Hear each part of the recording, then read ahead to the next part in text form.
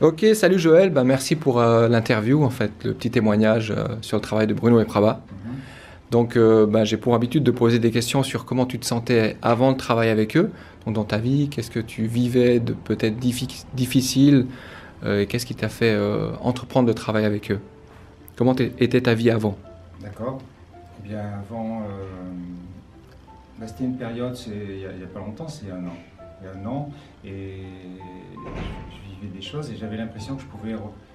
J'avais 63 ans et j'ai répété comme ça des choses souvent dans mes relations avec les personnes, en l'occurrence plutôt avec les femmes. Donc des, je faisais des répétitions assez désastreuses.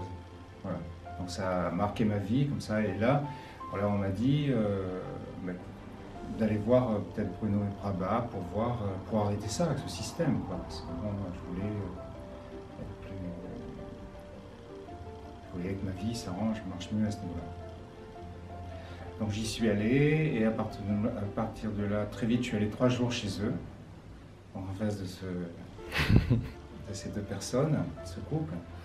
Et pendant 3 jours, j'ai pas pu m'échapper, quoi. Parce que on est en face, j'étais tout seul en face de ces deux personnes là, et très vite, j'ai vu, euh, j'ai acquis tout doucement une espèce de nouveau regard sur ma vie.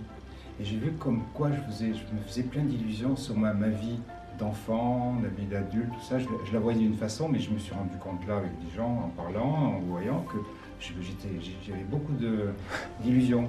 Ouais. Je me voyais, où je voyais papa, maman, etc. Plein de gens d'une certaine façon, idéalisés, etc. Puis finalement, tout ça, c'est revenu à des choses plus normales. Alors pour moi, c'est très important parce que je suis assez logique et j'aime bien j'ai besoin de vérifier, de tout vérifier. Je suis même quelqu'un d'assez un peu chiant pour ça. Ce qui fait que là, j'ai trouvé que c'était tangible, c'était vérifiable, que je pouvais comprendre ce qui se passait. Quand je voyais que les choses, mon regard changer sur ma vie, je pouvais voir que ce n'était pas une illusion. Et au contraire, ça avait quelque chose de plus concret. Ok. Alors ça, c'était la première phase. Et la deuxième, ça a été, c'est venu assez rapidement. Enfin, après, je dirais, quelques mois, après je les ai revus, pour vraiment, concrètement, changer mon mode de fonctionnement dans la vie. Et ça, c'est fait. C'est ça qui est assez étonnant, parce que moi aussi, j'ai fait des thérapies, des choses comme ça, ce qui a fait changer les choses, bien sûr. Mais là, ça s'est fait. Je commençais à voir, rien que le fait que mon regard change, mes relations, finalement, je voyais plus les gens de la même façon, et ma relation changeait. C'était assez étonnant. C'est assez génial, d'ailleurs, je trouve. Et donc, ça correspond à, voilà, je dis que j'avais 60, là j'ai 64 ans. Je pense que c'est un des plus beaux cadeaux de ma vie, enfin un cadeau que j'ai pu me faire, c'est d'aller les voir, parce que là j'ai du temps en ce moment. Je travaille encore, mais enfin, bon, j'ai pas mal de temps et je me suis fait. Pour moi, c'est un vrai cadeau d'avoir pu rencontrer ces deux personnes. Ok, donc si j'ai bien compris ce que tu me racontes là, c'est que tu as été les voir parce que tu vivais des relations amoureuses un peu tumultueuses, un peu difficiles. Et aujourd'hui, qu'est-ce que ça a changé donc après une année de travail avec eux? Ça a changé. J'ai un peu de recul. Mhm. C'est-à-dire des fois quand j'ai des émotions fortes,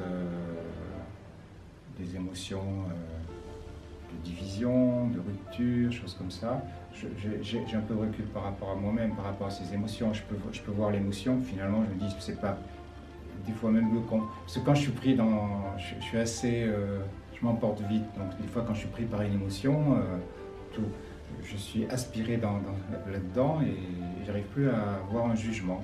Ok. C'est comme la colère, aussi colérique, je suis colérique, donc en colère, eh ben, je perds tout contrôle, quoi. La colère est très mauvaise conseillère, on dit. Et là, donc, ça me permettait d'être en colère ou avoir des idées noires, comme ça, et pouvoir tout doucement avoir un peu de recul et dire, mais ça, c'est pas tout, c'est une émotion, je vais la laisser passer. Et effectivement, ça passe.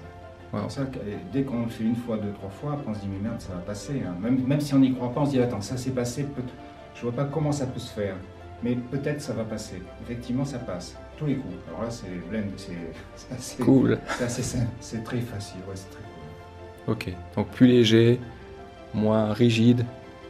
Alors moins rigide, parfois plus lourd, pas forcément pas toujours plus léger. Ce qui est plus léger, c'est la fluidité en fait. Ok. Et sinon, des fois, c'est très lourd. C'est-à-dire, des fois, je suis allé dans des moments un petit peu de voir les choses, parce que j'aime bien voir les choses. C'est vraiment enthousiasmant de voir les choses telles qu'elles sont. Les choses difficiles que j'ai jamais voulu voir, je les vois. C'est enthousiasmant. Ça m'a enthousiasmé. Ok. Pas maso, hein. Bon, bah écoute, c'est merveilleux. Dernière petite question. Donc, si je suis un ami en face de toi et puis que j'hésite à aller rencontrer Bruno et Prabha, je te dis, oh, c'est génial comme tu as changé, mais moi j'hésite à y aller, qu'est-ce que tu me dirais? Je te dirais d'y aller quand même. Mais